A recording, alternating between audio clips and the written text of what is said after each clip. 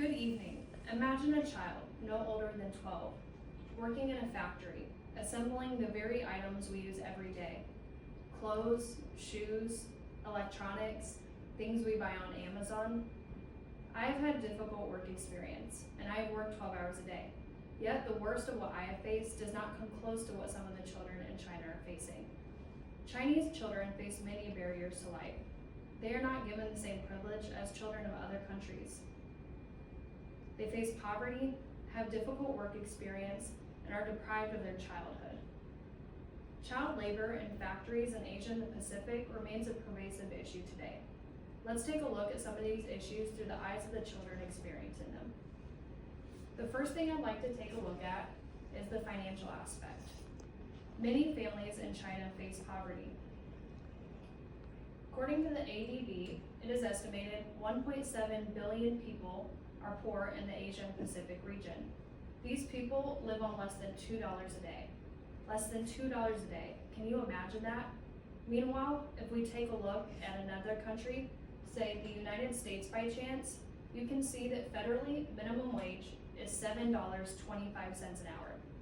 So if you work 1 hour at the minimum amount in the United States, you are already tripling what most people in the Asian Pacific region take home in a day.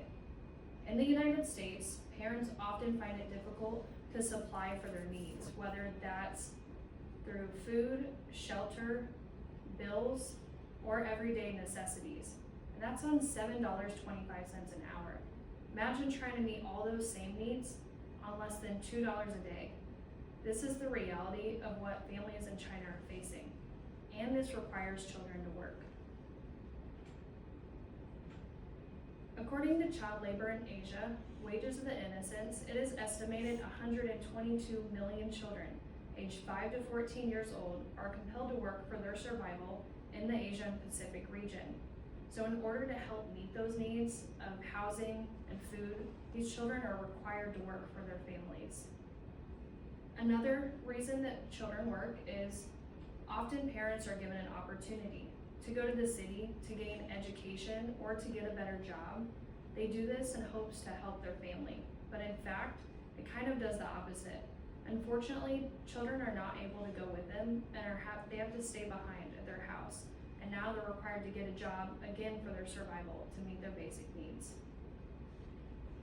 Aside from the financial aspect, let's take a look at the everyday work life these children face.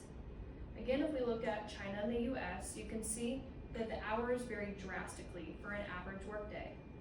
In China, the average workday is 10 to 15 hours a day, 7 days a week, and that includes for children. In the United States, the average workday is 8 hours a day, 5 days a week, and that's for grown adults.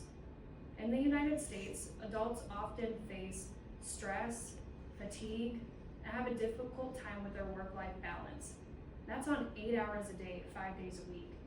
Imagine the toll it takes on the children and adults working 10 to 15 hours a day, 7 days a week.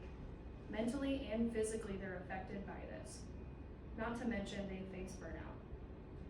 Also, the companies mistreat these workers. They don't give them breaks, they're unkind to them, they talk down on them, they don't respect them because they are children and not adults. Also, they encounter hazardous materials, like the dyes found in shoes and clothing, and the chemicals found in technology. These are linked to various childhood diseases in China. They pose short and long-term health threats. Ultimately, there are no employee protections. Aside from the financial aspect and the everyday work life, the final point I'd like to make is that these children are deprived of their childhood.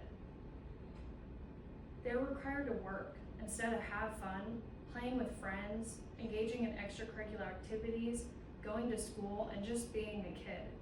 They're treated like adults at a young age, and they have a lot of responsibility and pressure on their shoulders. Children should be loved. They should be taken care of. They should be provided for. They should be dependent on us, not the other way around. In conclusion, children in China face very different difficulties than children in other parts of the country. These children are forced to work and deprived of a childhood, not to mention with harsh conditions. They only get one childhood. I'd like to end this with a quote from Iqbal Masih, who said, "Children should have pens in their hands, not tools." Does anyone have any questions?